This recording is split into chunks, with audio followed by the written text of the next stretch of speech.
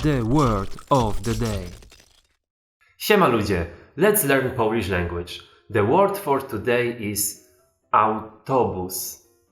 Autobus, which means bus. Let's use now this word in a couple of sentences. Autobus przyjechał na przystanek. Autobus przyjechał na przystanek. Jedziemy autobusem nad jezioro. Jedziemy autobusem nad jezioro. Wsiadam do autobusu. Wsiadam do autobusu. Nasz autobus złapał gumę. Nasz autobus złapał gumę. Musisz przesiąść się na inny autobus.